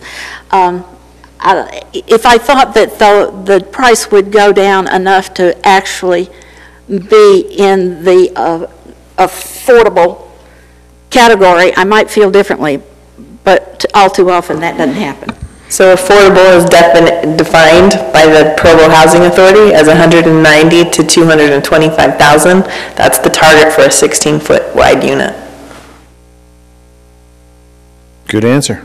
But again, that's not our concern. At this point, it's not. It will be in the future. Okay, if we approve it, I would like to throw this one out. I think we probably ought to put a condition that to have open space available, some improved open space available with the first C of O. And I know you were planning to do all of it at one time. I keep thinking of economy and what happens if the bottom falls out again, and hopefully it doesn't. But then at least we won't have a whole bunch of houses that are built with nothing. And we've had that before, so I'd like to put that in as a condition. Now, for phase one, what percentage of compliance do they have with open space with standing alone phase one? They have over 20%, which is their minimum space requirement, and then. So does phase one on its own merits Yes. meet Phase it? one on its own stands on its own. If Okay. nothing else ever happens, phase one stands on its own. Thank you. Which is how we usually measure, the concurrency Right. of the open space. I think that's it. Thank you, Commissioner Steele. Did you have some comments? Okay. In the packet, it said that before I don't know if it was the number 54, was the 54th unit, you had to have the improvements 51st. to North Shore Drive and 51. Narrows Drive. It was what? We can't exceed 51 units occupied before having a second occupancy. Question to staff, whose responsibility is that to improve North Shore Drive and Narrows Drive? It's their responsibility? Yeah. You're doing it? Okay. Right, yeah.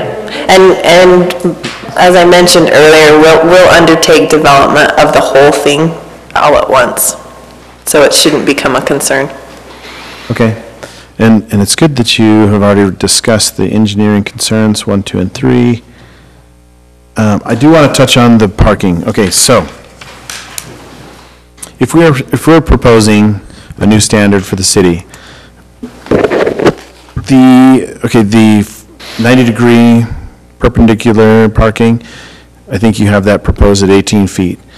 This is just my thoughts. I'm not a professional with this. I think data is really important. I think it's good if we gather information from other cities or other uses that have been done. Given that there's a low traffic, I think traffic is important in determining how deep these are. If we are going to do an 18-foot, my thought was maybe you do a 20-foot so that you accommodate all large SUVs, trucks, et cetera, and you're not right on the edge of the road where a tailgate could stick out and it could. So for safety, I think there maybe needs to be some kind of buffer there. And we're amenable to that. Okay. Second thing is if you're doing the 20-foot at a diagonal, I know that's good. They're deeper, but maybe that corner sticks out a little bit. So still, some kind of buffer that's not right on the street. That's just my thoughts. So I think we've done all the others. Let's see. And I did share the concern for variety in design and color. It looks like you do have the different pop-outs for the long buildings. You just don't want to look like Privet Drive. I was going to point out too, because Commissioner Steele, we do have several products that repeat themselves in a row. We wouldn't build the same type of a building, so that's why the code reads that it'd have a different color, texture, style. We wouldn't duplicate the exact same building on the street. It would be a Craftsman, and then a farmhouse, and then maybe a modern, or whatever it would be. We would change that up, so that's why those words are in there. Do you remember Legacy Farms? I remember that we went through this in detail, and we actually created a little chart that showed. Yes, we did, and I turned one into Nora's department every time I pull a building permit. So you got one for this one too? We were trying to avoid that, and so we will do one internally that will be signed off by the homeowners association. We'll stamp that permit sign that says it's been reviewed, and then from there, the city would take it over. How does that affect the owners after you've sold all your products? What if they want to change a color? So we have an architectural review committee that's formed in our CC&Rs, and so there's no changes allowed without an application, and then it's reviewed by that board, and then either permission is granted or denied. Okay. So even if you want to change the color of your front door, you have to ask. I had that meeting this morning at Legacy Farms. Those are all my concerns. Is there anything else that needs to be discussed? So I'm just wondering, Do we want to talk about the parking? yeah, how do we do that? Right now, they're not in compliance. Right, so we would have to have, No, but what I'm saying is, the current plan as we received it is not in compliance because we don't have off-street, we don't allow off-street parking in the way that it's created today, so it's not in compliance, right? So you're proposing standards, but that would require an entire cycle, and however long it takes for engineering to come up with, when to apply those standards. Does everyone get to do it anytime they want? What about easements? The water goes underneath, all that stuff. well, That could take months. we can set a condition that they go back to staff and sorry, that not to staff, but to city council, that they look at a standard for, and maybe city staff, you can propose one to the city council that they can adopt. Because as it is, and this is an administrative decision, and according to code, Nora, can we provide a positive recommendation for something that is not permitted in code? We could also make a condition to say, we recommend an exception without going through the standard. I don't really Did want And you Gordon, can. so is it not permitted by code, or is it just silent in code? We don't have a standard that There's specifically. there's nothing that defines it. And I wish Kevin was here. do too. Because his point of view, from a legal standpoint, the way Utah State Code is when you're talking about building standards and construction standards and improvements, that if you don't have anything that addresses it, then you can't necessarily prohibit it. It's really, the tie kind of goes with the developer, because of that's just the way the state is. So throughout this process. But I would add to, Unlike the development code. so I need to, the standard addresses it. Our standard shows a typical section of a street. So- Correct. But that's not to say that there are other means out there that could work, but they are not currently addressed. So let me say something. Chriselle, you've been through this process with us. We've pretty much helped cater a zone for this whole location. We're doing things that are new. Would you be amenable to helping us create, we're not help us create, but be patient enough for us to create a standard that would work for all applications for this kind of parking? And how much time would that put you back? That's the question. Unfortunately, we don't have the time to wait for that process. I'd agree that you do need to have something in there. The way that I've understood it is with what we've suggested tonight, with moving the right-of-way forward, that makes it in compliance with the ordinance that says it can't be contained in the right-of-way. How that gets adopted or moved forward, I would need Nora's recommendation on that. We can also create a recommendation, and you've said that you're okay with a buffer and making them deeper lots, right? Right, so I'm okay with a 20-foot, 90-degree parking stall with the right-of-way at the back edge of the curb that's already defined. And you said that additionally, you'd be okay with a buffer there too. The buffer, when you said the In between the buffer? lot and the street, just to give it a little more, it makes the parking stall. For the ones that are in front of there, yes, there would be some space between the building and the parking No, stalls. I mean between the The end of road the and the parking parking. lot. So if I'm pull in a F-150 and my tailgate's sticking out, and I've got a 20-foot lot that's at a 45-degree angle, and the corner of my truck's sticking out, I was thinking on about the a edge buffer just corner. behind that truck, between that and so it makes in effect, it makes the parking space a little bit deeper than the 20 even. Right, so I think on the graphic that I showed, we're already 20 feet 9 inches deep on the 45-degree angled. You wanted to say something? Well, it's, So, you know, yeah, a so it 20-foot makes- lot and a 21-foot truck, you're going to have that truck sticking out into the lane. And if we're doing all this, you know, effort for safety and moving the sidewalk around, then we might consider lane is having enough buffer where the back end of that is safe as well.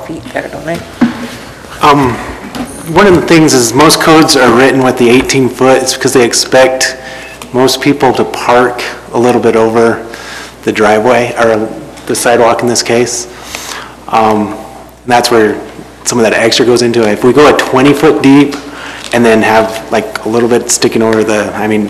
What is the context of that 18 feet, though? Is that in a parking lot, or is that like at a park where there's off-street parking? Usually in a parking lot, they'll do a 20-foot with 18 where they have an overhang. If you're in a- So this is another aspect. Our code does not contemplate vehicles overhanging onto the public sidewalk. Right, because if you're in a parking lot like outside here, then having a vehicle that overhangs a little bit is less of an issue than if it's overhanging onto the actual street. Right. Well, what I was saying is like, this one, there is a sidewalk, there's a 5-foot sidewalk. But that's in there that front. They'll hang over in the front. And my point is, As for long a as- public right-of-way, our standards don't contemplate vehicles overhanging onto the sidewalk. And I think if the planning commission is uncomfortable with the 18 feet or the 20 diagonal, recommend deeper. Right, but again, this is administrative, and so we go by what's the code? What you're talking about is a legislative, where we talk about When would we change the standards, we will, for sure. Yeah. But, you know, As far as the application is concerned, This if it can meets be- code, this can meet the definition of off-street parking if it's in this configuration. Does it meet the local road section right here? It meets a local road section that's similar to if these were driveways, if what? if they were driveways. So, Right. for example, Well, let me so show you.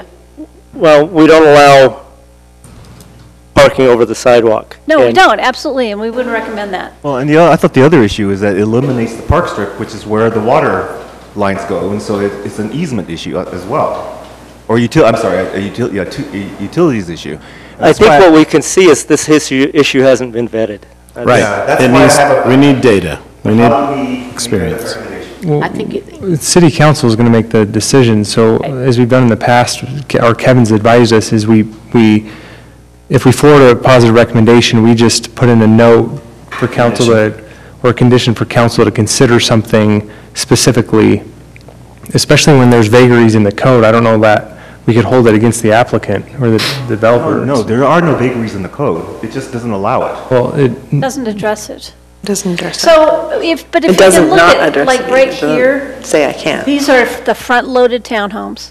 So these driveways are at least 20 feet, because that's what's required by code. So if you take the units away, it's basically the same configuration as what they're talking about, Right. right? Could I ask a question? Just a minute. So hindsight's 2020.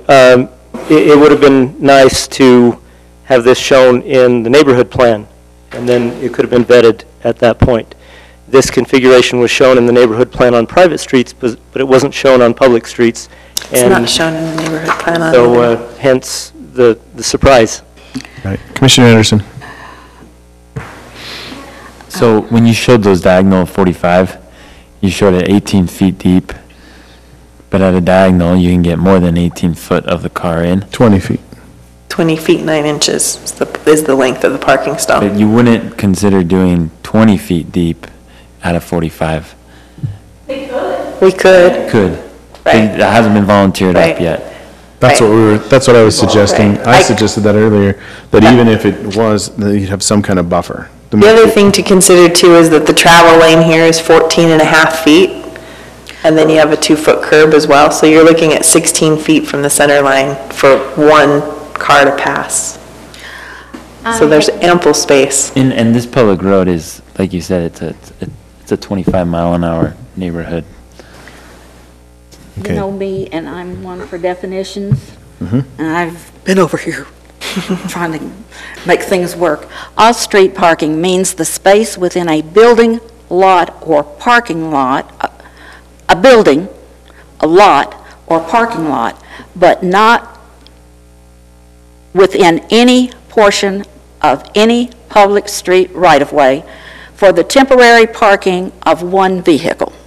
Right, which is why we're saying move the public right-of-way forward, and then it will be complied. It wasn't, you know, we didn't have anything in the Right. code to say that, but we do. Well, there's the definition of off-street parking, and then there's the The standard. standard. So they're kind of two, it's a little bit apples and oranges, but, Gordon? And our street typical section doesn't show the right-of-way that narrow. Nora, are You're saying they, that the right-of-way on a normal street is, what, 20-foot setback? 59 feet. Okay, From center sidewalk to line. sidewalk. from center line, right? No, from sidewalk to sidewalk. From width, the entire width, width, back a okay. walk to back a walk. So what's proposed by the applicant as an alternative Narrows is- that distance. is not acceptable by the typical section that we have for, you know, it's not a 59-foot right-of-way. It's some variation. Well, I'd hope that you wouldn't let the planning commission, who are not street experts, and to make this decision for you, but I think that we can make a recommendation that staff work it out and end with the city council and provide good data for how this could work. could I just ask one Remember all question? our training too. Our training is that we're supposed to be code experts, No. not street experts. Because that's what our training Right, says. right, That's- right. That's our responsibility. We're not going to write code here either. Well, so in this case, we're supposed to follow code, because we're supposed to be code experts, not street experts. And Make an exception. if we were going, we used to see final plats. And if we were seeing final plats, I'd have no problem whatsoever to send you forward to go look at it. But we don't see it again.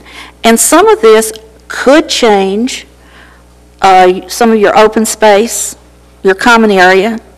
So some of this is going to affect the plan itself. And that's my reasoning on having some reservations about sending it on. But the question would be, if we gave you another 2 weeks, could you work it out? And probably not, because you'd have to go to the council to see if they were willing to. So in a circle we go. I wanted to hear, Commissioner Kilgore, given that you said we should be code experts, what is it in the code right now that you see that we should make a decision? So according to the training that we received, we're supposed to be code experts. That's all I'm saying, is that's what the training says. Not street experts, but code experts. And as an administrative decision, we're supposed to make we're supposed to base our approval or disapproval based on the code. Currently, the code does not allow as the engineer showed, does not allow the kind of parking that's requested unless either standards are changed or we grant an exception. So I'm trying to figure out how we make a forward, because everything else complies. You know, yeah, exactly. So we should decide whether we should recommend a exception or we recommend, I mean, it's in the condition. We make a condition to either recommend an exception or we recommend new standards being created. But in order to answer Commissioner Steele, what you just said, it's true. We don't see it again, but that's not why we should therefore hesitate. What we should do is, because we don't see it again and we know that the code, that their application may change, is that we make recommendations in order to encourage the change. And then we're done. Agreed. We shouldn't hesitate because we don't see it again. I agree with that. Point of information, Mr. Chair, if I could. Sure. Nora, is the applicant, if you took off all of the on-street parking, is the applicant still meeting the parking? So this is above and beyond. If they just came in and said, you know what, heck with it, we're going to remove all of that extra parking, then they meet code without question. I don't know. Yes. There's 47 units that wouldn't have the .25. If you take 47 times .25, that's 11.75 parking stalls. There are 20 right there. And if you did that, we'd be complaining that they didn't have enough parking. Right. So I bring that up just because of the point, they're giving us excess parking, which we've always requested, especially when there's a higher density development. And so while there's some logistical things, I think we would be amiss not to recognize the fact that they're trying to do something that this body has always asked for. Yep. Is additional parking. So I guess I wish Kevin was here, and maybe we just put it as a condition. If that's all we need to do, I would be more than willing to make a motion. I would do, Gordon. Just pursuant to the parking numbers, and also, I'm not advocating one way or the other. What I'm saying is there's not a standard, and what's proposed doesn't meet the standard. I guess I am advocating that. It doesn't meet the standard. I'm not saying that I'd be opposed to a standard that addresses something like this. Having said that, with regard to the numbers, these are standard local streets. Standard local streets provide for on-street parking, parallel parking along the curb.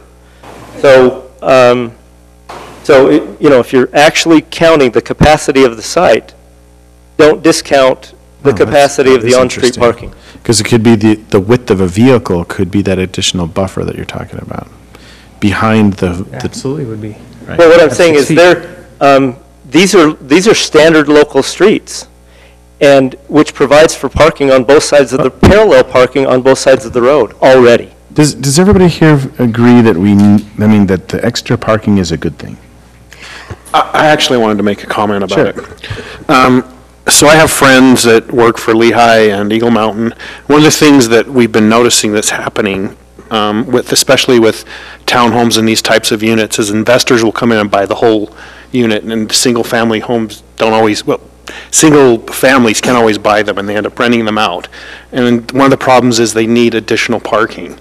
So I'm glad that they've come in with an idea to provide extra parking, and I feel like in order for me to move this forward, we need to do something to include the parking. Right. Commissioner Anderson, what's your thoughts about the additional parking? I like it, and I think what he just said about the on-street parking is answers any questions or doubts I had. I'm still for a 20-foot depth, but I'm ready to make a motion. Commissioner Kilgore. I'm only looking at the code, and so I can't, we could ask 20 feet, 18, but the code is 18 feet, and the code's about off-street parking, not on-street parking, but I think the point is well taken, is that if we have an issue with additional parking, at least there is on-street parking, but we have to look at the code. The code requires off-street parking, and so that's where this issue is. However, if to eliminate the problems, the application is still in compliance. So if they eliminate the parking issues by just not doing it, we can't really say no because it still complies. I mean, you can make a recommendation. It's nice to have additional parking, but it's... So if you were to propose, if you were to create the motion, how would you move this forward with helping to have more parking? So personally, I'm in favor of a positive recommendation for the application with a condition about parking, and that's why I was asking what everyone else thought we should do about parking. Right. I think the applicant has already said that going through another cycle, waiting for standards to be created is beyond their hopeful timeline, and so therefore, if that's the case and we want to keep the applicant's wishes in line, then if we want to align with the applicant's wishes, then we should just recommend an exception. Okay, thank you. Yes. Maybe one idea, and I don't know if this is acceptable to them, but you could make a recommendation and say, because we don't have standards for these, we don't necessarily include those in the recommendation, and they don't absolutely have to have them to meet their parking requirements. But between now and the time the final plat is approved, ultimately with the construction drawings, which will take a while, if we have standards that allow some kind of off-street parking, if we have standards modified that allow that, then you would recommend that. I think we've talked about this enough. Would you agree, or did you want to say something? I would be happy to make a motion. I'll entertain a motion. I move to forward a positive recommendation to City Council for the North Shore preliminary plat south with the following findings and conditions, with the removal of number 7 from the engineer report and the addition of a condition that acknowledges that the presented on-street parking is not currently covered by our current engineering standards. We have a motion from Vice Chair Chapman. Do we have a second? Second. We have a second from Commissioner Kilgore. Any question on the motion? Does that language satisfactory to you, Gordon, as far as the parking standards, or the engineering standards? Is that what they're called? Yes. Okay.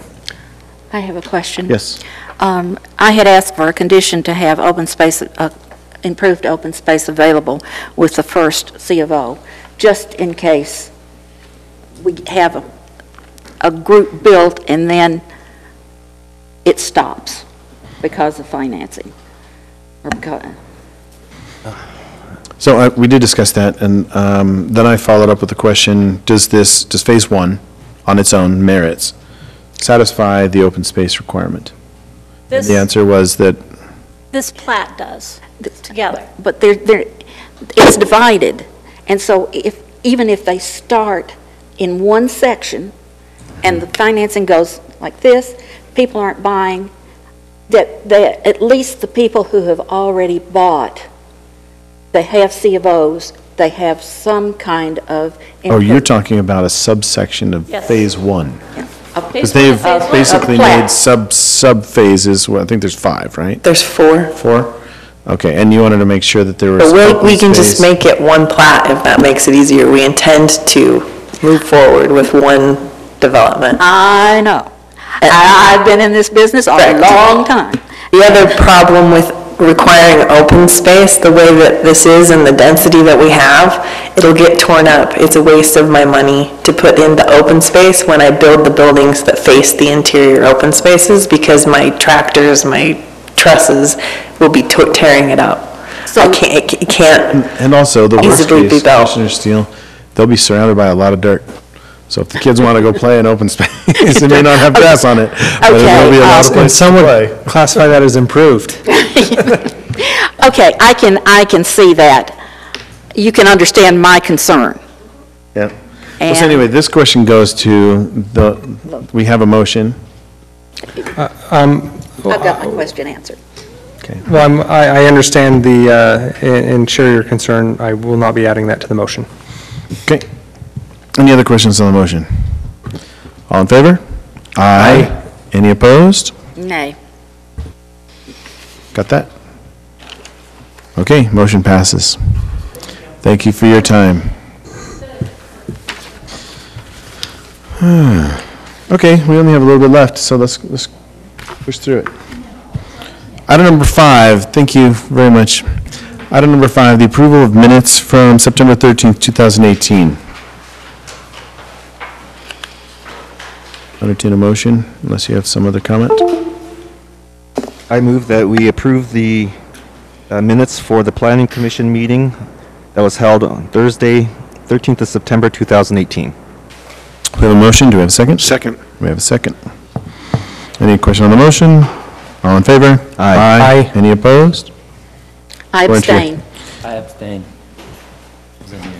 So we have 4 still. We still have a quorum on that. Reports of action. I have none. Commission comments. I have a couple. I got a sack on my door today and wanting me to put shoes on the curb. Yes. Got a plastic bag, and I was instructed to put any old shoes in there and stick it at the A curb. charity, dropped it off? Some kind of charity. But we have a garbage pickup tomorrow. And to me, I feel like we need to have some kind of, think about some kind of something where we're not asked to put things at the curb. It causes a community to look rather messy. If that can be sent on, please. I guess that could go in a newsletter, couldn't it? I would hope. I don't know that we'd put that into the code, but No, we can't put it in the code, but Okay. we can get Right. it out to the public. And the other thing, in case you all are wondering, I occasionally get the Green Builder, and it tells about different states and how they're handling things. And Vermont is now requiring commercial dishwashers, fryers, and steam cookers and water coolers to have a special energy rating, a lavatory faucets and replacement aerators, 1.5 gallon per minute at 60 PSI. So the government is beginning to get into our lives. Is that a city ordinance? Or Or state? It's state,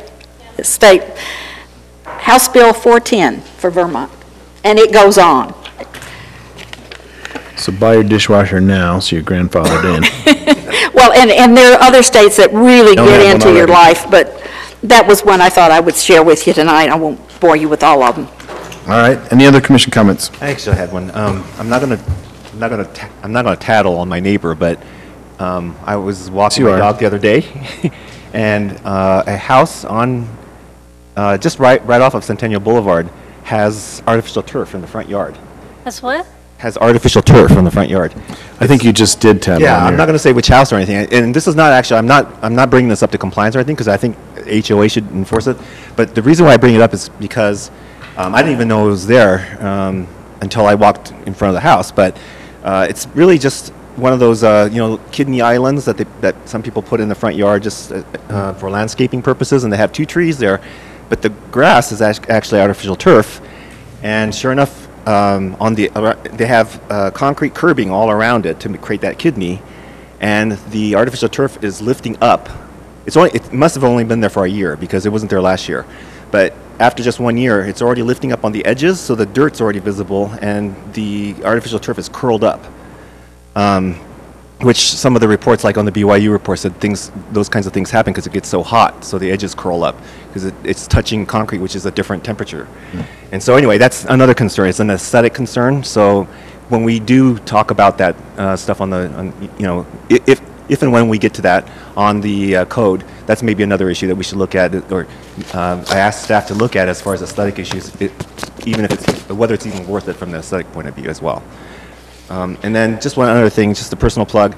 My alumni association for Utah is sponsoring a lecture by the senior forecaster at the Utah Weather Bureau this Saturday at the Salt Lake Public Library, and it's about global climate change and how it affects Utah over the next 20 years. So it's a public, free lecture, so if you want to come, just ask me about it and I'll send you the details. Thank you very much.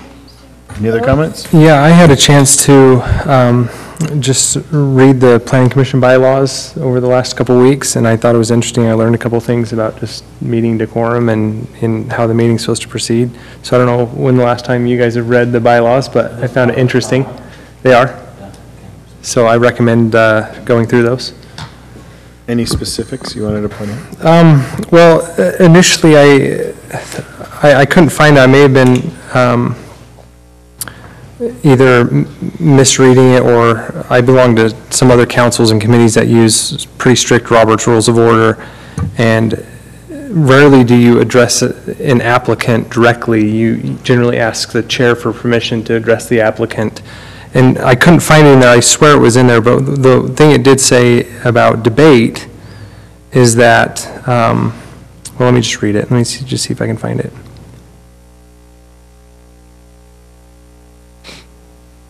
Types of meetings, orders of business. It says,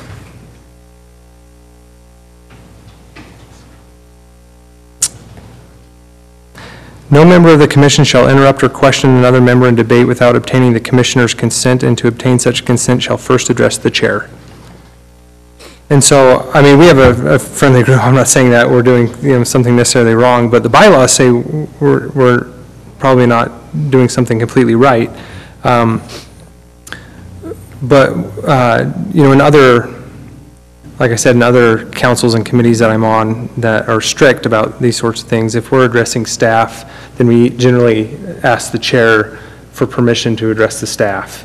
Or we ask, Mr. Chair, may I address the applicant? And then, since you're the head honcho at the moment, it's your determination whether you allow that or not. And so, I mean, the bylaws really put the chair as the policeman kind of the meeting and the commission and everyone else. So anyway, I think it was a interesting read. You know, I've been on the commission for a couple of years. I don't know if I've ever read it completely all the way through, but there's probably a couple of things I learned that's going to change how I interact and operate on the commission. I'm sorry, you didn't have permission from the chair to say that, so. Mr. Chair. I'm just kidding, go ahead. Mr. Chair, how much extra time do you think that will take? Well, I don't think it'll take too much, but mainly people here are very respectful. We do have some interrupting sometimes and arguing with one another, and some of that discussion I think is healthy, but, yeah. Well, about addressing the applicant, that is something that, interesting.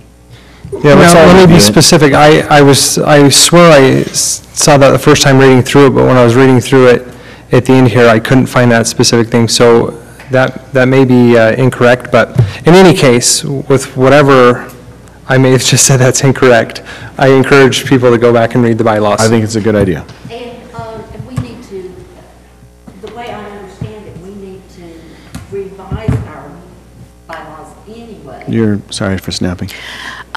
Because they have instituted term limits. And I don't think it's in there yet.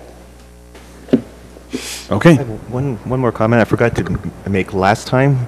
The big takeaway I had from the luau training, because for whatever reason I didn't know this, according to Utah state law, if there is a debate at the Planning Commission regarding something that the applicant wants and we're not sure how to interpret code for that, the Utah state law requires that the decision goes to the applicant. Yeah, and that was really interesting, I thought. That was. Because I didn't know that. I didn't know that was state law. Because that would resolve a lot of our issues sometimes if we just remember that that's what I was thinking about that a lot tonight, so. Okay. Yep. Okay. Director's report. I have a driver. He's sick, by the way, so that's why there's nothing. He's sick. Without objection, we adjourn. Thank you for helping me with that. What was I doing wrong? You just weren't scrolling enough and it was zoomed in too much. It was only 2 pages up.